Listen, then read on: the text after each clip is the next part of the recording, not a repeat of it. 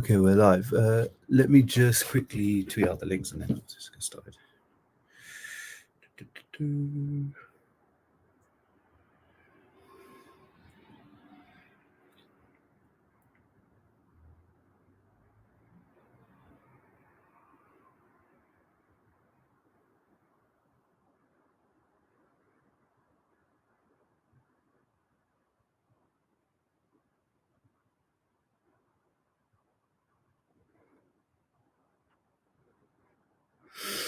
Yeah, I might be broke in September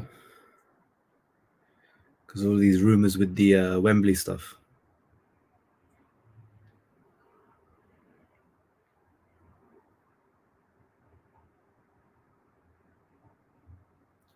Okay.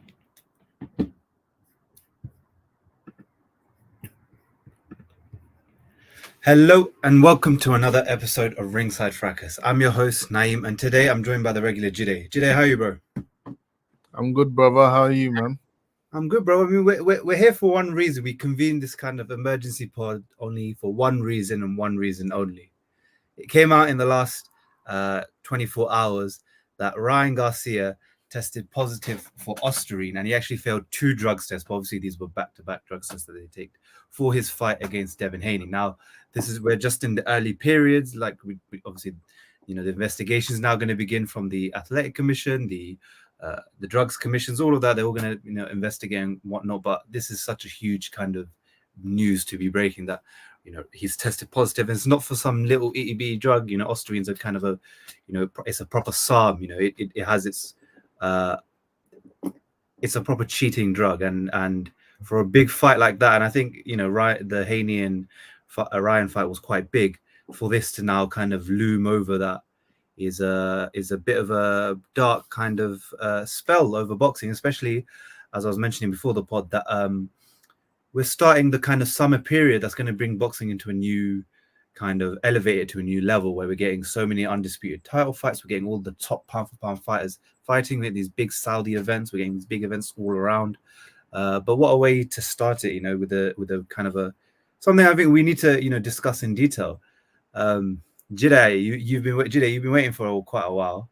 I know it's only been 2 minutes, but you've been waiting for a while. I know you're gonna get it off your chest.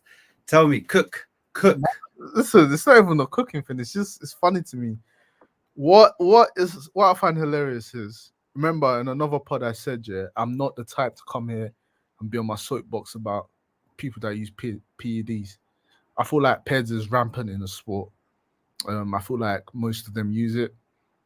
Some are just smarter than others. So I think Ryan is just, unfortunately for Ryan, he's an idiot. Like Ryan has shown us, he's been an idiot for a very long time. And where Ryan's fucked up is he's told us he's willing to do whatever it takes to have a competitive advantage in a fight. It feels like he needs to win. He said he missed weight on purpose. Floyd told him to miss weight so he's not drained, to gain a competitive advantage. Obviously, I wish Chris was here because he knows more about drugs than I do. But people are saying, OSTARINE, it takes about 8 weeks before it really takes effect and X, Y, Z. So why would he take it in such a short time before the fight? My thing with Ryan is I remember he was cooking Conor Ben when he got popped. It was like, what's going on in the UK? These guys, we risk our lives in here. They have a real issue with boxing and using drugs. He cooked Alicia Baumgardner, my queen. He cooked her for popping hot as well, saying she's a cheat. And now it's no fun when the rabbit's got the gun. He's been popped. So it's like he was on your soapbox. He was doing all this Jesus Christ stuff. He was doing all these things. And you're just a dirty cheat. Now, like I said, I don't think all these boxers aren't using. Maybe Devin's probably using. I don't know. Like the way he cuts weight, I don't know. He might be, but don't get caught. That's the name of the game, is not to get caught. Now you've been caught. You got to pay reap the consequences of it. So I'm expecting this to get turned into a no contest, or they offer to keep the fight as it is and force a rematch. These are the only two things that can happen. Unfortunately for Devon, in terms of the rematch avenue, the belt wasn't on the line, so the WBC can't tell him, we need you to fight. It's not the case. However, the New York State Commission can come out and say, New York State Athletic Commission, can come out and say, listen, we're going to turn it into a no contest. We're going to put this offer on the table. However, you can come out and, rematch Haney and something comes out of it. But I just find it hilarious, man. The biggest fight of the year so far. It's done 1 million pay-per-view buys. It's gone viral. It's been talked everywhere. He went and shadow boxed for President Trump. Like, he's made him a superstar. This win, because he was the underdog, it made him a superstar. And now he's the villain. And it's so ironic. Oscar was chatting crap about Canelo popping twice, not 24 hours ago. And then Ryan popped. It's just, only boxing has this sort of drama, man. I don't know why more people don't watch boxing. Boxing is literally EastEnders where people can potentially die. That's what it is. But yeah, man, those are my thoughts. And we've got Adam as well joining us. Adam, how are you, bro? Yeah, all good, man. All good. Thanks for asking. What were your thoughts when you found out that Ryan tested positive, and also then the drug that came out that he tested positive for, which was OSTARINE? Yeah, so to be honest, I'm not surprised, because I believe that most fighters are on performance-enhancing drugs anyway. It's just a thing of who's getting clocked and who isn't. I'm more surprised about the choice of drug, because it's like a very weak psalm, and I think even if he was clean, the same result would have happened. Like, it's not a PED that is going to boost performance by that much of a margin. Regardless, it's still a performance-enhancing drug that would have helped him keep muscle mass well on a calorie deficit. So it would have benefited him in some way.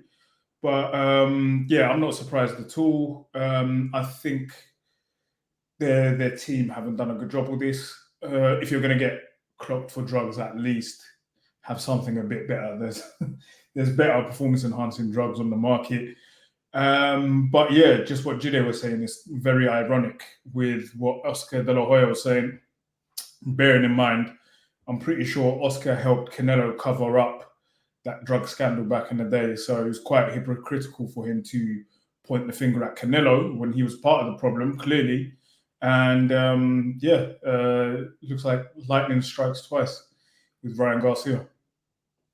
Yeah, I mean, the thing about OSTARINE is so it's a SARM, and SARM is selective androgen. Was it receptive? Yeah. And it's usually its most commercial use when it's used is for improving muscle mass and your strength levels. It also enhances muscle synthesis, strength, reduces your fatigue, promotes protein synthesis. That means just building more protein in your body without causing any fat gain or any water retention. So it provides remarkable results when you come to fat loss and water gain. So even if you used it for quite a bit, for not a lot, but you used a bit of it, it could help with weight cutting, like you said, and it could help with other factors in his performance. And any kind of, edge that he's taken when it comes to this is pretty serious, because, when it comes to football, I don't really care. Like, we've seen, Paul Pogba, for example. I forgot what it was that he got banned for. But testosterone with him. Yeah. But it's fine. It's fine, isn't it? Because it's compared to football, and when you get caught cheating, you ban them. But in terms of the effects of you lose a game, whatnot, there's a lot of money on the line. But here, there's lives on the line. The wrong punch, and if the punch feels harder than before, the guy can put a bit more power on that punch and can kill someone. You could argue that it was because of that drug that the person killed someone. You can go to that extreme. And when it comes to cheating, I think I've kind of had the same stance that I had with Conor Benn and I've had with Canelo before, that cheating is cheating and it should be banned. Obviously, there is that other kind of side of the argument where people say, you should let everyone cheat and whatnot. Okay, that's, an ideal world and you want to change everything, that's fine. But that's not what we're in right now. What we're in right now is a controlled, where you try to control it. It's not, everyone gets away with what they can.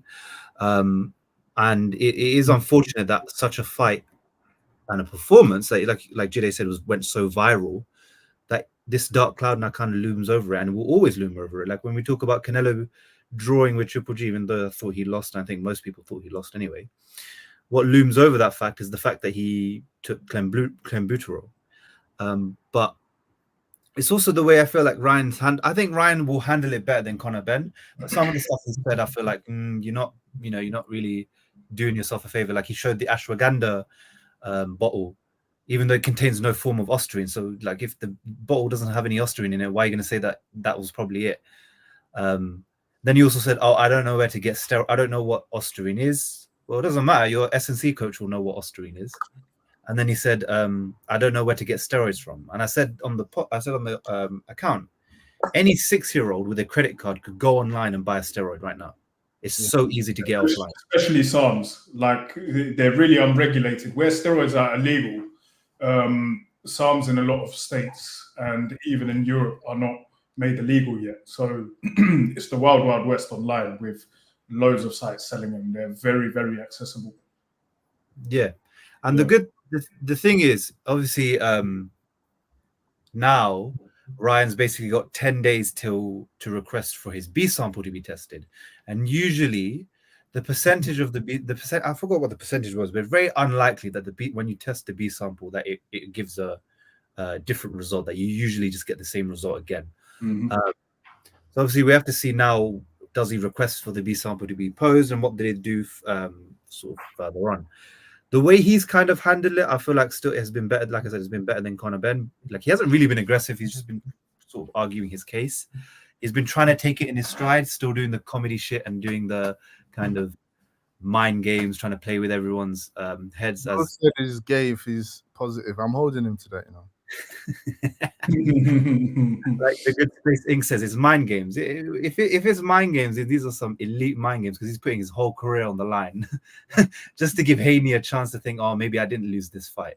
It was like when Haney had to suffer this, if you guys remember, the Art of War from Kambosos, when he missed weight and he was trying to say, oh, it's mind games. And well, yeah, but now, you missed weight and you're not going to win the title. You're not going to keep the title even after the whole shebang. So it was just so weird. Yeah. See, and I feel for Haney, because I'm like, firstly you had to deal with him coming overweight, and also Kambosos also coming overweight as well. But you had to deal with him coming overweight. You had to deal with him talking all this nonsense about kids and stuff happening to kids, and then him all this. But then his dad kind of added fuel to the fire by saying, "Oh, we're going to kill him" and whatnot. And I said in the group chat that this was a big clown show. Like in the whole thing was a clown show, the way they were going about it, and this just adds more to that whole kind of thing. It's I don't know how it's going to be handled. I feel like in most cases, right? I remember there was a tweet that said, if you look at all the faces of boxing, right, you've got AJ, Tank, Canelo, Ryan, and Tyson Fury, right? Those 5 are unanimously like the faces of boxing. 3 of them have failed a drugs test: Canelo, Ryan Garcia, and Tyson Fury.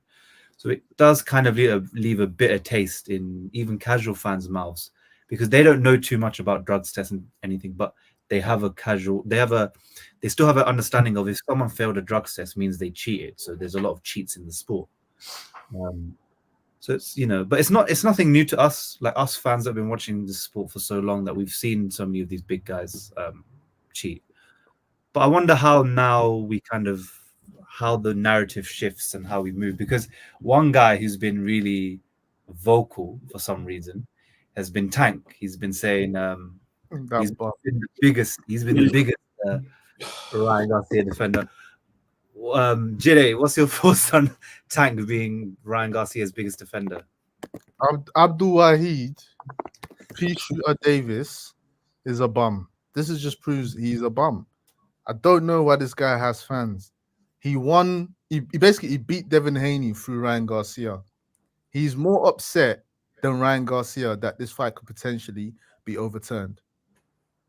He's out here DMing him on Insta, if you really did something, I swear I'm going to kill you, man. Like, he's putting his entire integrity on the line for a guy he's already beat, just because the guy beat his enemy. He's out here saying to Clarissa Shields that you don't like her because she said he really hates Devin. And he's like, yeah, I hate Devin and I don't like you too. Like, he's so obsessed with Devin Haney, it's sickening. And he's obsessed with the man, not because he wants to fight him. He just doesn't want Devin to prosper. And he knows the narrative is going to shift. This is what's going to happen.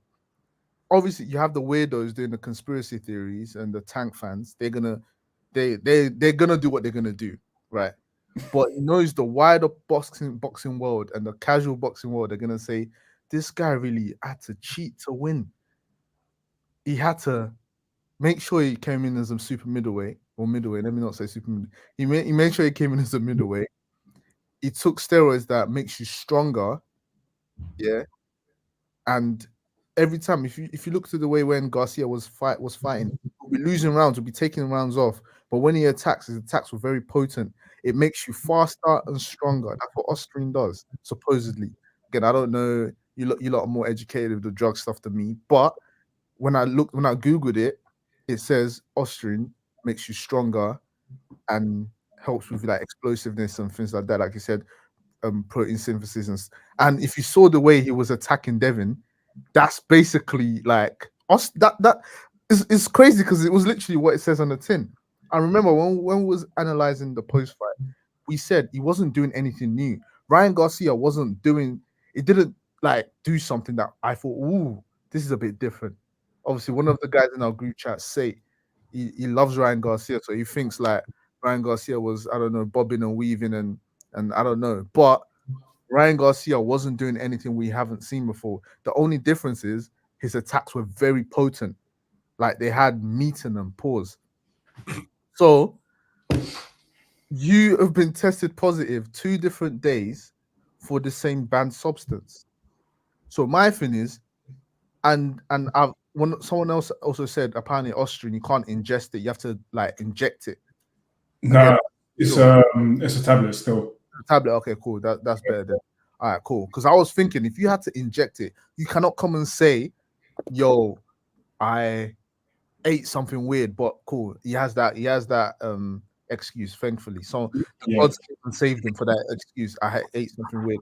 But unfortunately, boxing is a strict liability sport. Whether you ingested it on purpose or you didn't, it's on you. You're at fault.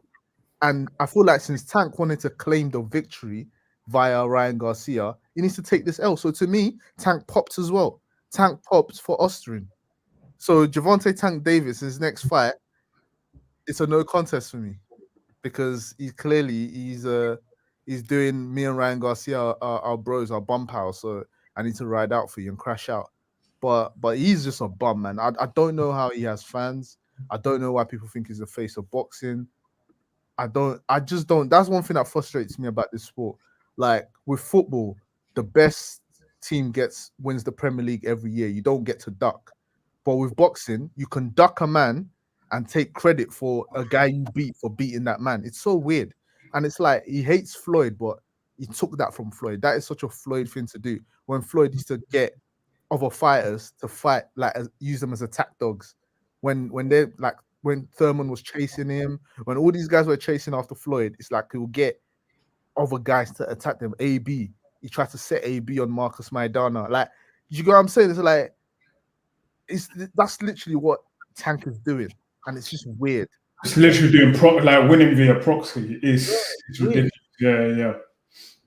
Yeah. I'll show for viewing audience if you haven't seen it. I mean, you should have seen it by now. Tank's been all over this. So let me just go over there. So you see here, how does PED affect your ability to see a punch coming? Devin was getting cooked with the same punch over and over again. Didn't make no adjustments, and he's had more tweets. So Tank's the type of guy who'll tweet and delete. So it's not the only thing. I don't like you and Devin and the rest of you. Now what's up? And then boxing fans want Tank to support Devin. You must have forgot that Bill Haney was passing around Tank mugshot to all the bloggers. He ain't got no love. And then retweeting all this stuff about these conspiracies. Finish off the rest of the tweet, man. No joking. Yeah. Let's cancel all our viewers in one. But yeah, it's crazy. And also, let me just pull up this. So the letter that was sent out to VADA, from VADA to the. So obviously Dan Raphael, boxing reporter, he kind of went through it. So basically said this letter is to advise you of the following analytical results on specimens collected from Mr. Ryan Garcia. The A sample, which is your urine sample, collected on April 19th, and another A sample, urine sample, collected on April 20th. The results as follows. So the 19th one, there was tested positive for OSTARINE, and there was a positive, it's screened positive, but wasn't confirmed for 19 norandasterone. I don't know how to say it. Norandasterone. Yeah, I think it's a derivative from nandrolone. Same thing that the Gypsy King got clocked for. Sorry. And then the other, because they took on 2 different dates. So the other sample, the urine sample, was what's it called? OSTARINE again. So yeah, you're right. So 19 norandasterone is a metabolite of nandrolone. So again, what nandrolone does is, again, it's basically compared to testosterone. It's an anabolic steroid, and usually it's either given as an oral administration. You either take tablets or you inject it into the muscle or the fat. I'm just trying to find what it does exactly. So it will do roughly the same things that OSTARINE does. It's more of a strength contributor than anything else. Like it's used to gain strength, really. So definitely a performance enhancement drug in this case. Yeah. So it's very possible that it could be even for 2 tests. 2 different substances. 2 different substances. Mm-hmm. So it's quite kind of damning and indicting that that's. Jarrell, Big Baby Miller, man, that's the strength and conditioning coach, bro. Yeah, basically. Like the thing is, though, it's okay. Let's say, for example, the B sample comes in and is cleared, and everyone goes about their day. How do these substances get into the A sample in the first place? This is a conversation that we need to have. It's like same with Conor Benn. No one is believing that you had Clomid in your system from eggs. It's just not possible. Or Clen from Mexican beef. I don't understand these excuses.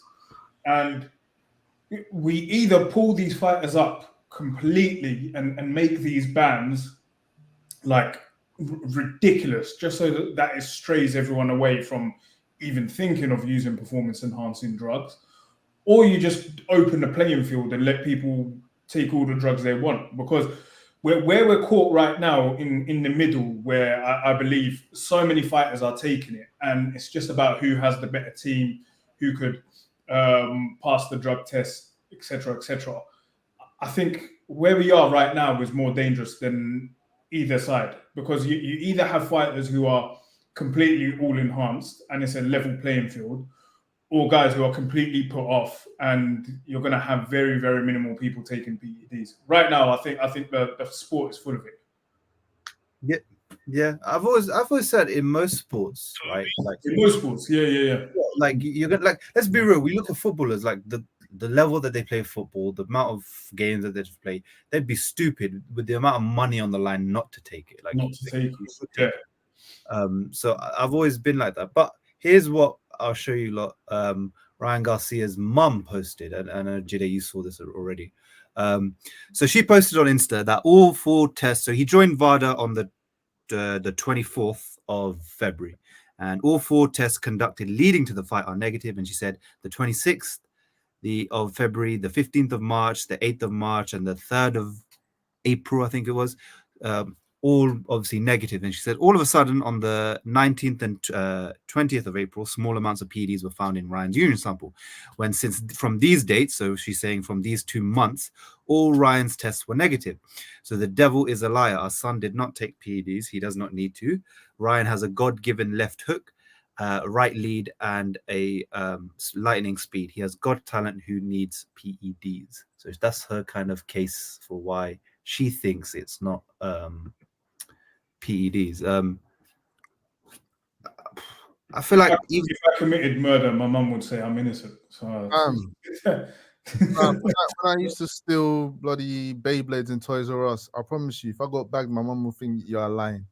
exactly. I think that's what we're seeing, motherly love right there, man. So yeah, and Ryan came out with saying, "Why in the world would I volunteer for a drug test if I planned on taking drugs? Make it make sense." And someone tweeted, which is a good, argument, was the first two boxers who tested positive after being tested by VADA were Lamont Peterson with testosterone and Andre Berto with nandrolone. Both insisted on VADA. So this logic's been used before, and it doesn't work because the guys that wanted the drug test were the guys that were on it, and they got caught. And then Stephen Edwards, Breadman, we know him. He's boxing coach, knows about it. He says there's no testing agency that can test the day of an event and have valid results before the event. And testing can't have a cutoff date because then athletes can cheat if they wanted because they know when the testing will stop. It's getting to a point now where you have to come to the final test results to come in to comment on a fight. All the I told you so people have to be quiet now. And the ones who killed Devin have to also be humble. 3 pounds plus PEDs is tough to overcome. I said this in the morning, that the fact that Devin had to come in and fight a guy that was 3 pounds overweight already. And then now it comes out that, he's on PEDs. The 3 pounds thing, initially, I didn't care about. And the reason I say I didn't care about, meaning, obviously, if you miss weight, is part of your professional boxing. You should be making weight. Yeah, that's part of the contract. But it's up to Devin and his team after that point when he missed weight. We could just say no and, no fight, no event because he missed weight. But they decided to. So it's cool. But it's the added factor of the fact that he was also taking steroids. That just made it worse. No.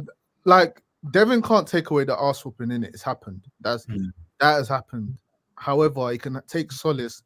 And the thing about fighters is mental. It's trying to like build yourself back from a big loss. Like, you have to look for avenues to give. It's ego. You have to look for avenues. Oh, he's not actually better than me. He had to do this. When Margarito using hand wraps to beat the crap out of Cotto, that arse whooping was never gonna go away. However, when he took away that advantage and he can't use those hand wraps, what happened? Cotto beat the crap out of him.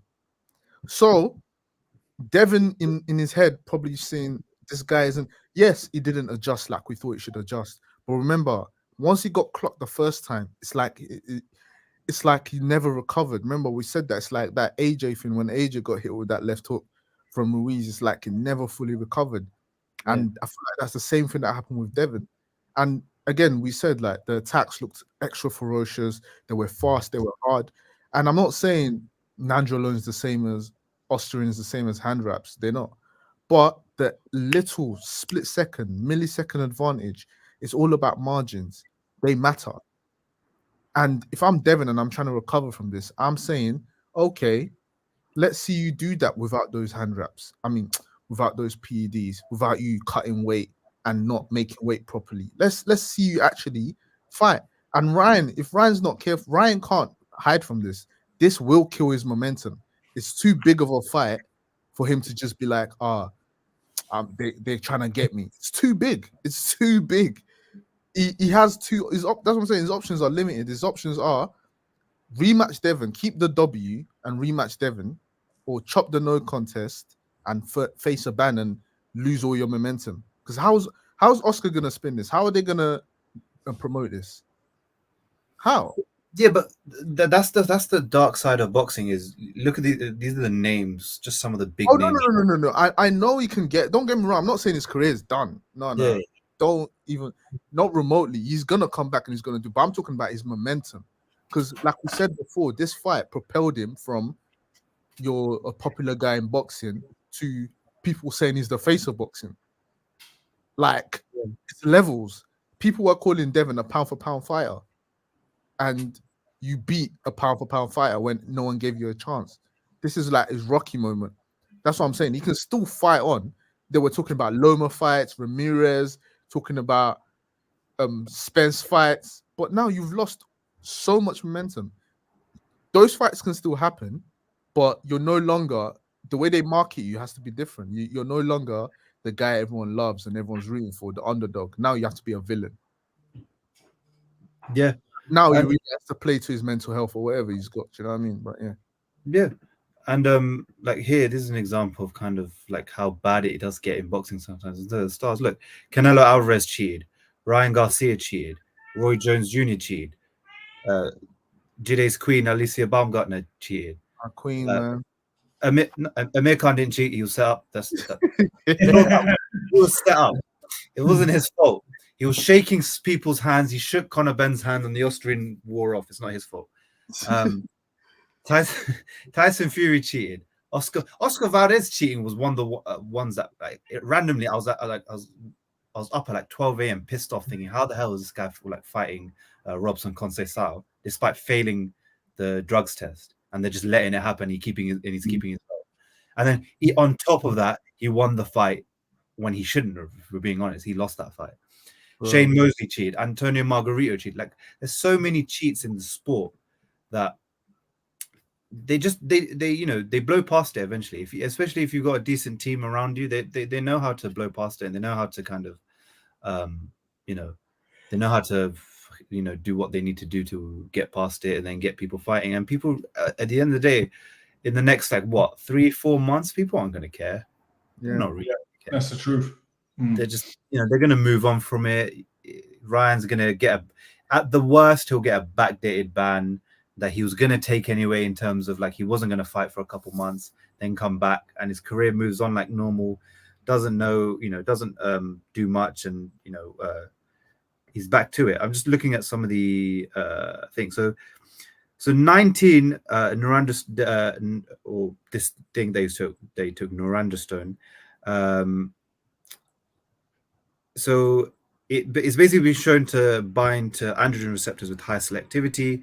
So basically, it again, like nandrolone, it builds his muscle better, and it also keeps his water retention low. So again, all these drugs have had their own kind of way of cheating. It's just sad to see sometimes, because like of what's on the line and what could have happened, what potentially could have happened. But it's something that we're going to definitely be keeping an eye on. It's going to be in the headlines for a while. People are going to be wondering what's going to happen in the next couple of months, and we'll see what the result is. But with regards to drugs test, and we kind of touched on this a bit, Oscar De La Hoya is kind of in the center of it, where he, like Jide said last night, obviously for the Canelo versus Munguia fight, before we come on to previewing that, there was a bit of a tension between the two. There was a bit of, back and forth between Canelo and Oscar basically saying, I am that guy. Canelo wouldn't be here without me. He's got to respect me. They've had their own back and forth for quite a while, but because they're at the press conference, they went at each other, and I thought it was quite entertaining. I thought it helped sell the Canelo Munguia fight more than it would have before. Adam takes on Canelo and Oscar going at each other. I loved it, man. I'm not a fan of Oscar as a person. I think he's a very sour man. And Canelo giving him a taste of what he deserved yesterday was quite satisfying to watch. I can't lie. I needed translations. Not gonna lie to you, but Ule that cabron, pendejo. Adam, quick one. You said Oscar's a sour man. No pause, yeah. Pause. Fucking hell, man. Fuck's sake. I thought we're grown-ups, man. Pause. Clearly not, man. Hey, God, man. No, you got me. Pause, man. But yeah, I definitely enjoyed Canelo going at him. Pause. Again, just to safeguard myself. Yeah.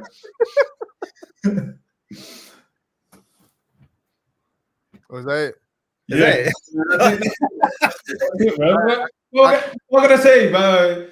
I killed your momentum. Sorry, man. No, you threw my momentum off completely. My bad. Now he was saying stuff like, any fighter that's with him, he takes money off of them, and he asked him, did you pay Golovkin what you owed him and whatnot, what you're planning to steal off of him and all that, and he kind of got a bit testy and all that. But I felt like it did kind of give Canelo Munguia the kind of spice it needs, because Munguia is, you know, very respectful. He knows this is the biggest opportunity of his life, and he's grateful for it. And it's Oscar the one that's kind of pushing it. Jide, what's your kind of thoughts on Oscar and Canelo heating over?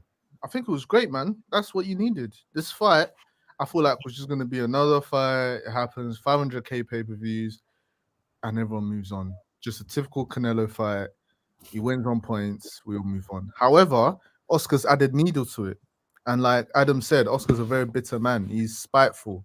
He's like, the way he thinks and the way he moves, it's like he makes you root against him.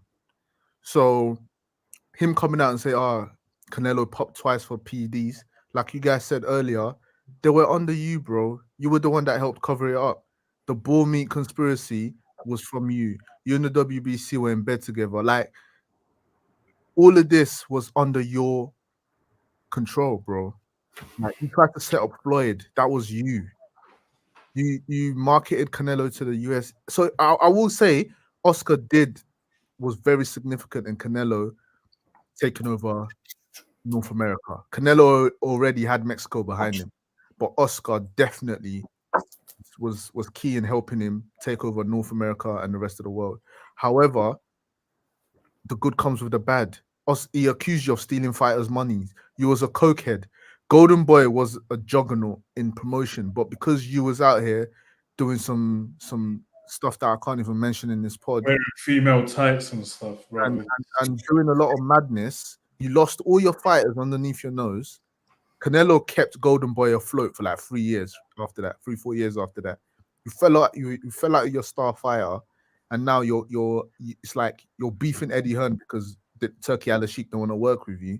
You're losing all your fighters. You got a win last weekend, and it's just like it's put a pep back in your step. So now you're stepping to everyone. So it's like Oscar's a crackhead, and I feel like Canelo said, if Oscar come anywhere near him, would have slapped him or punched him in the face, and I believe him. I believe Canelo would have banged him. So it's given the fight the needle it needs. So now before I was gonna go to sleep, wake up in the morning, and watch the watch the replay. But now I'm actually gonna stay up because I feel like now Canelo is gonna attack Munguia potentially, which can lead him to be susceptible for Munguia to have a bit more success. Because a calm, calculated Canelo, I just feel like it was just gonna pick Munguia off. It's gonna be one of those fights where Munguia's gonna attack, then he's gonna feel Canelo's power. It's gonna take time, and Canelo's just gonna pot shot. But now I feel like Canelo wants to punch up Oscar so bad, he's gonna take it out of Munguia, and he's gonna leave himself a bit more open, and it could be a great fight. You know what I mean? Like I said, now I'm like set my alarm for 4 a.m. because you know these fights, man, they start at 5 in the morning. So I'm gonna set my alarm for like 4 a.m. and I'm gonna make sure I watch that fight live. Yeah. So previewing obviously Canelo and Munguia, it's the first, like I said, it's the first kind of big fight of the big summer schedule. We've got so many fights to look forward to now, and it's an undisputed super middleweight world title fight. The background to it, obviously, it's not the world title fight that we kind of wanted to see from Canelo Alvarez. We wanted to see him fight David Benavidez. There's something that's developed that I'm gonna pick on in a bit, and I'm gonna get your thoughts on it. But Munguia for me is the second guy there for right now. Obviously, there's David Morrell, but I feel like David Morrell's still untested, if that makes sense. But he's gonna get there at some point eventually. He's working his way to being a proper name in that thing. But Munguia is really big. Like in his last fight against what's it called, John Ryder, the arena was packed, and there were a lot of vocal, loud Mexican fans there. And that's a really big thing for Munguia. I think is quite underrated in terms of his selling ability. I think he can really sell, and he's got a good crowd behind him. So I think we're going to see the same thing on Saturday night. You're going to see a big crowd. The Mexican fans, I know obviously most fans want to see Benavidez, but I think you're going to get a lot of fans that are interested in this fight. I think Munguia can definitely have his way and have a lot of stuff that he could potentially do. But obviously, like most people, I think I'm leaning towards obviously Canelo. I just think I've watched Munguia's not last fight, but the fight against Sergey Derenchenko, and Derenchenko in dimensions wise is similar to Canelo. and the right hand was always there for Sergey. He was landing that right hand at will because Munguia is not great with his defense. He doesn't move his head off the center line. He's always there to be hit. The left hook was also cash money for Derenchenko because Munguia doesn't keep this right hand glued to his chin. So anytime he opens up and he swings Munguia, he's open to get countered. But what he showed in the Ryder fight is that he has a better jab and he can actually use his jab here and there, Munguia. I just don't think it's the jab. That jab battle is going to be key for Munguia to keeping Canelo off him, because what I think is going to happen is they're both going to take the center of the ring and they're going to circle the center of the ring because Canelo is going to start feinting, the things he does with his feet and his shoulders to try to see what the movements are and try to bait reactions. And Munguia needs to step to the middle and try to push him back a bit and not just get pushed back. And even if he is getting pushed back, let his jab go so that Canelo can't just close the space without eating something coming in. Pause. But I just think with Canelo, there's been that issue of, he's not a proper 12-round fighter where he can go, he's got a great gas tank for 12 rounds. He knows how to manage his gas tank well. I think Munguia, on the other hand, isn't a great kind of engine. He hasn't got a great engine. He doesn't gas out, but he definitely doesn't have. He has moments where he has to take rounds off because he can't maintain a pace.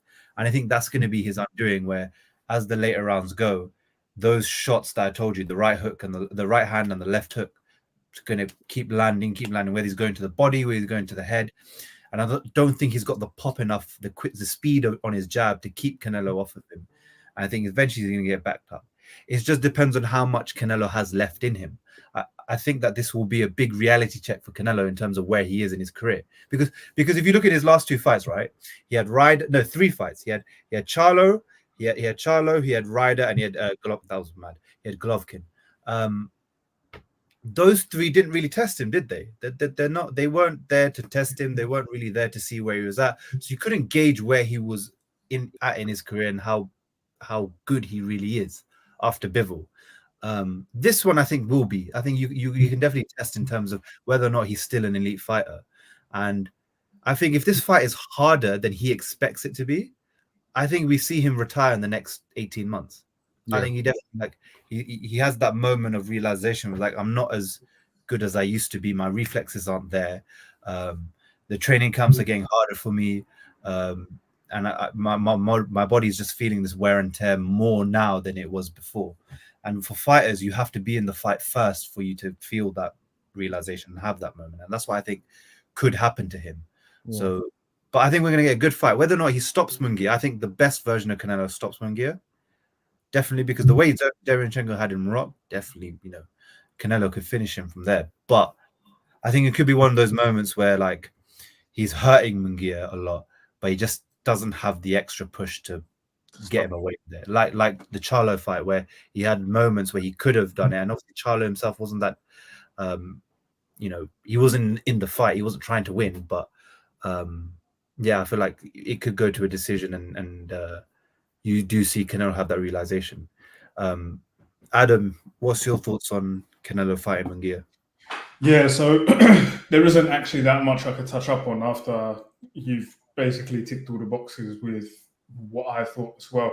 I think looking at Munguia, I think personally Munguia is someone that has been built up very well. And in terms of the way he's able to sell fights and the kind of hype he's built around him, I think is more hype than actual talent. I don't think he's a complete proven fighter to me. He's the best of the rest at 168 though, arguably, so I'm not going to dispute that. But I saw a lot of bad things against Derevyachenko. Bias aside, which I think he actually lost. I thought Sergey actually edged that fight. And what you said about the left hook landing and the right straight down the pipe as well, it's going to be very easy for Canelo to land, I think. I think it's going to be a very exciting fight because both fighters do like to come forward and command the center of the ring. So there's going to be back and forths.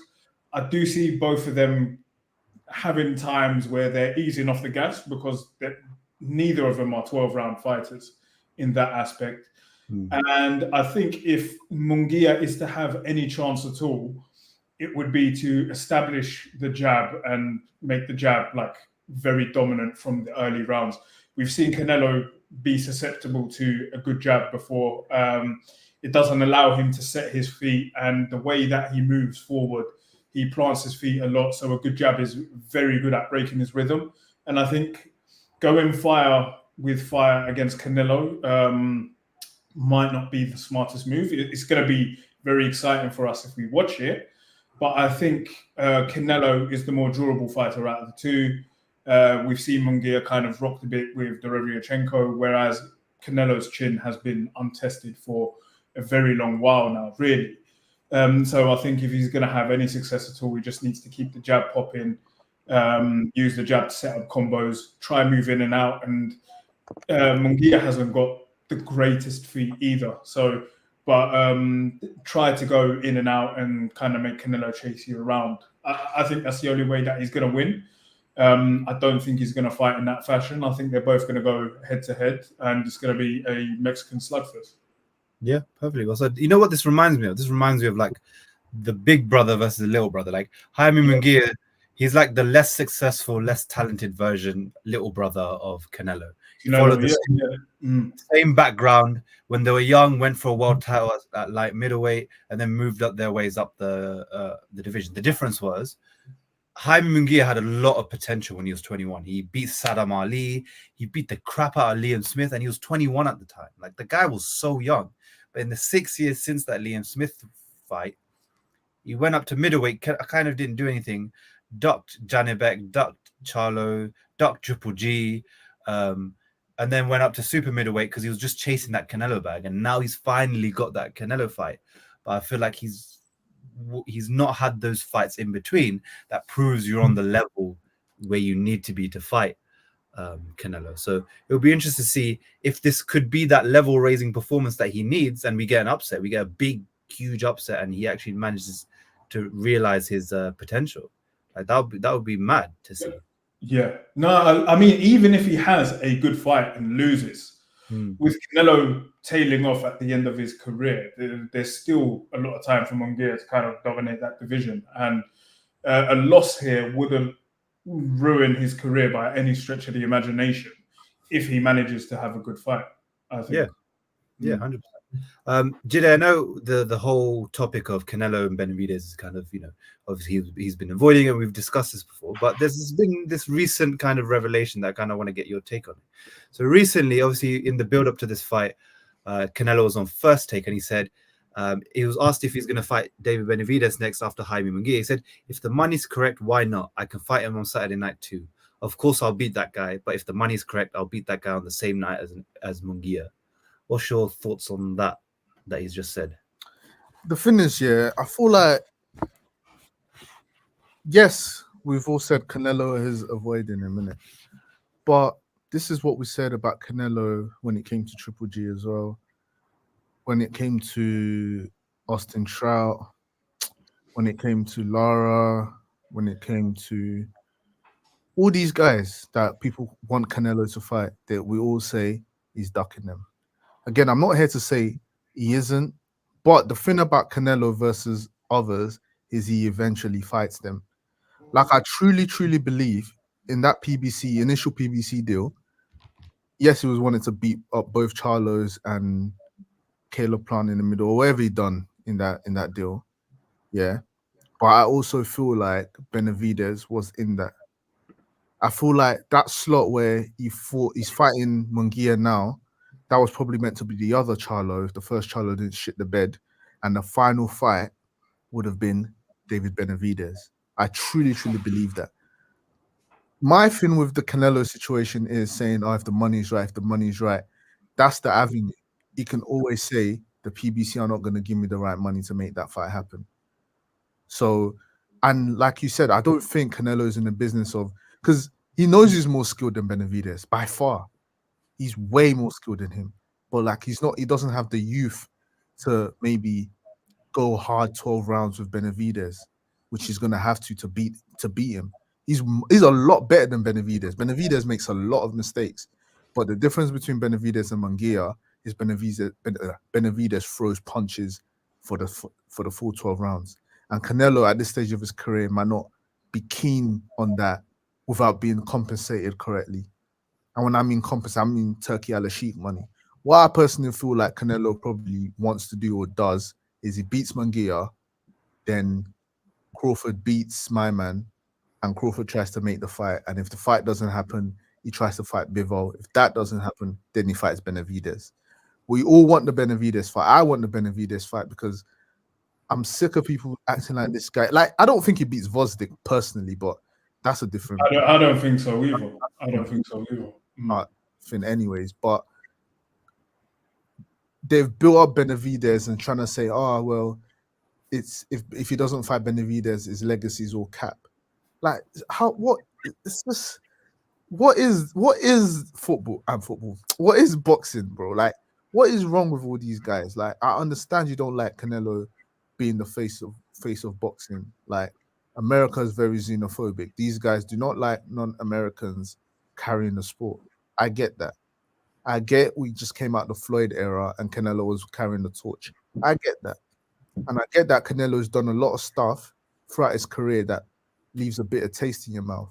However, he has the best resume that, in my opinion, since I've been a boxing fan, that doesn't include Floyd Mayweather and Manny Pacquiao. I cannot think of any other fighter since I've been watching boxing that has a deeper resume than Canelo Alvarez. So if you're saying his legacy is pinned on him fighting David Benavidez, then you don't love boxing. You just don't like Canelo. And that's fine. But my thing is, I want him to fight David Benavidez. I want him to just fight this guy, whether we win or lose, just tick that off and then retire. Because I feel like that's when people will accept. Because he is the greatest Mexican of all time. Don't give me no Ulysses Cesar Chavez Sr. I'm so sorry. The guy, for every good fight he'll fight, will go back to Mexico and fight 6 bums. Like, I'm not having it.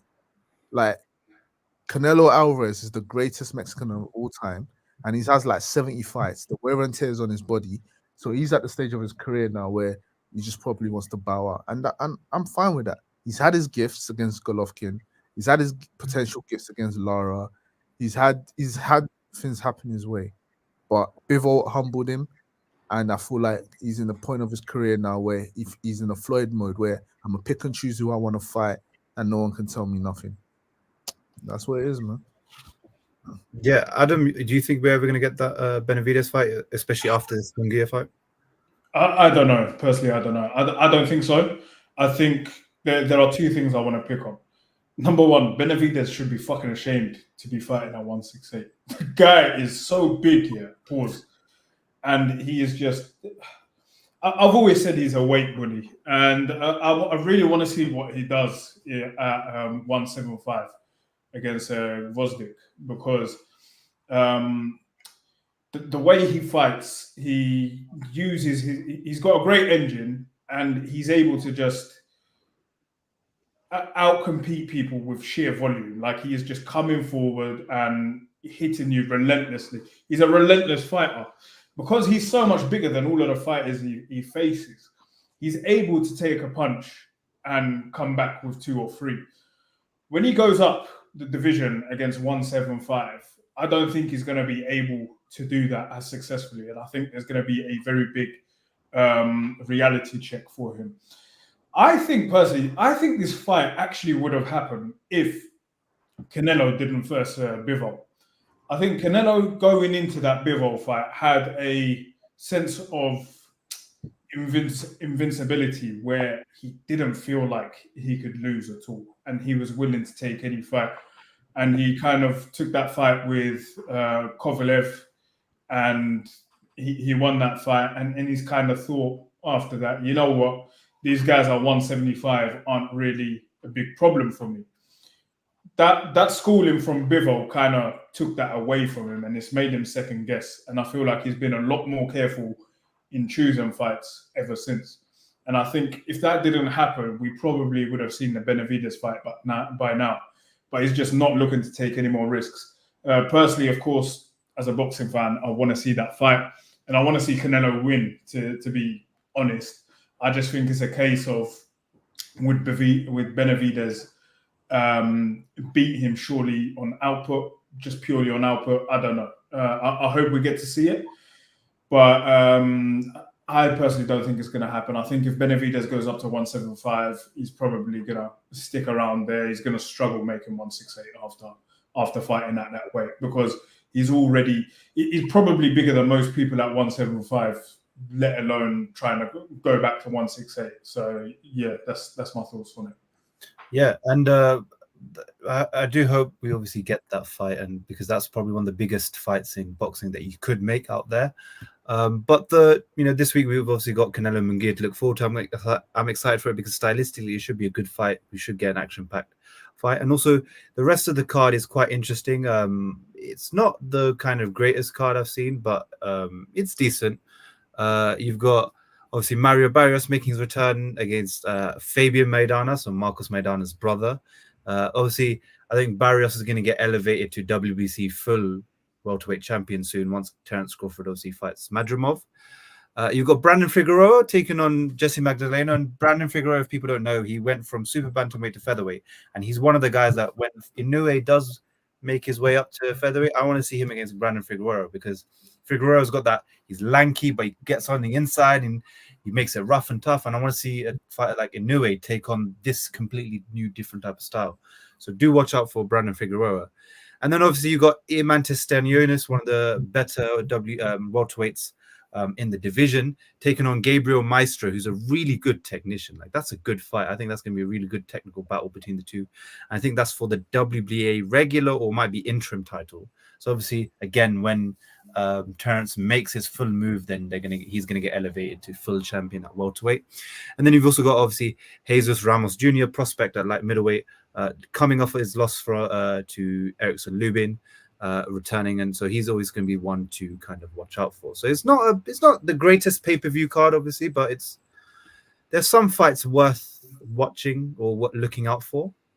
So make sure you tune in on Saturdays for that. One thing, a development that's just happened in the last couple of minutes, and I know we've talked about this last week or the week before, so I want to get your thoughts on it. It's been announced, confirmed, the homecoming, the Matchroom debut. Jaron Ennis will defend his IBF welterweight world title against his mandatory challenger, Cody Crowley, on July the 13th in Philadelphia. Adam, what are we saying? Jaron Ennis's Matchroom debut. Yeah, I mean, it's a mandatory that he has to do. So good stepping stone for him. Obviously, as a fan, it's not the fight I wanted. I wanted Conor Benn served up for him and punished. But yeah, to be totally honest, I haven't seen much of Crowley at all. The only thing I've seen is him basically just go on and on about Tank's power and how powerful Tank is. And I'm thinking, if you're talking about Tank in that fashion, then this fight isn't really going to last long. So we'll see how it goes.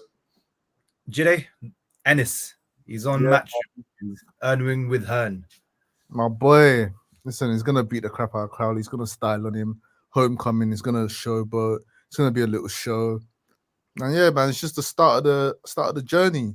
Like I said, Barrios is going to be on the radar.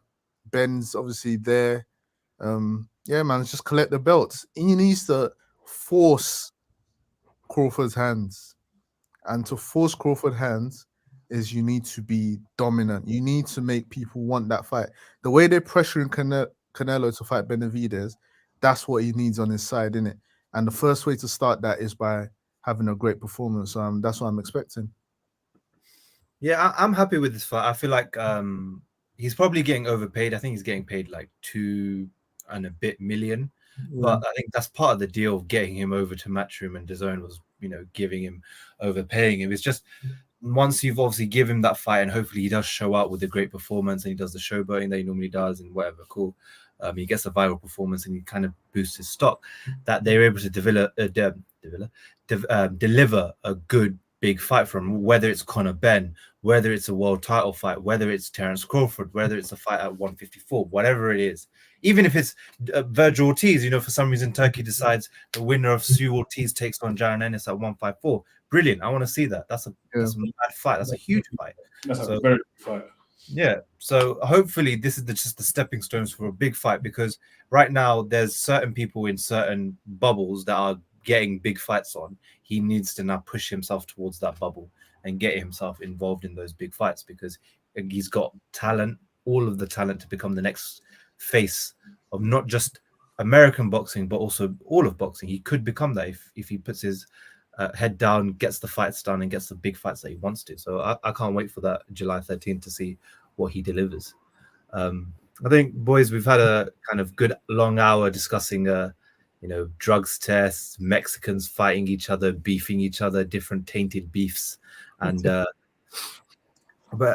also obviously the return of Jaron Ennis. It was a good one. I think we've discussed a lot of stuff. Boxing's how it is, and we've got so much to look forward to. Like, you lot that are listening, we've got so much. This summer is going to be action packed. You've got Saturday, we've got Canelo versus Munguia, undisputed, Mexican Civil War. Then 2 days later, Monday, you've got the biggest event. I think this is one of the biggest boxing events of the year that you probably didn't hear about.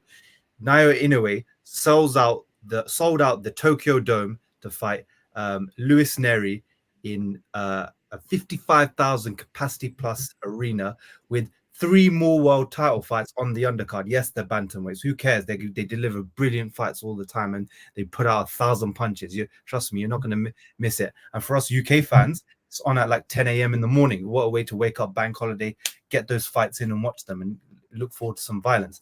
And then 2 weeks later, you've got the biggest fight, one of the biggest fights of them all, Fury versus Usyk, undisputed heavyweight champion, the first one since Lennox Lewis.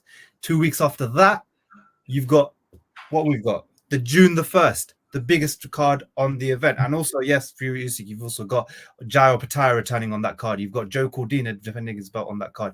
You've got Moses Talma making his return on that card. Then you've got June the 1st, you've got the Matchroom 5v5. You've got Ray Ford versus Nick Ball. You've got Zhile Zhang versus Deontay Wilder. You've got Philip Hergovich versus Daniel Dubois. And the best winner out of those 2 matchups could go on to fight AJ in September. You then got the biggest, the best ever fight that we're going to get in the last 5 years, in the last 3 years, in the next 3 years. Beterbiev versus Bivol for the undisputed light heavyweight title. That's going to be the best fight of this year, without a doubt. I'm not going to bet, but I could bet money on it. That's going to be the best fight that we're ever going to get. And then roll on to June. You've got Tank versus Martin. Then you've got on that undercard, Benavidez versus Gvozdyk. 2 great fights. You then got August 3rd. You've got a huge card. Bud versus Madrimov. Cruz versus Valenzuela. You've got Sioux versus Ortiz. Just shove that straight in. You've got Ruiz versus Miller, the battle of the fat guys. You've got Andy Cruz making his return. This is a whole lot of things. And then September, we get the Wembley card, something that we're probably going to go out to. AJ making his return to Wembley, probably a world title fight against a big heavyweight. There's so much to look forward to in boxing. You'd be amiss not to be a fan of it now and not to get your friends involved. Please join us for this journey. Every week we're going to be podding about the different events that are going to be happening. We're going to be talking about it all: drugs tests, failed knockouts, big knockouts, big fights, wars, all of it. Undisputed titles changing hands, different pound for pound lists changing all the time, generational fighters coming out left, right, and center. So make sure that you're on the journey with us.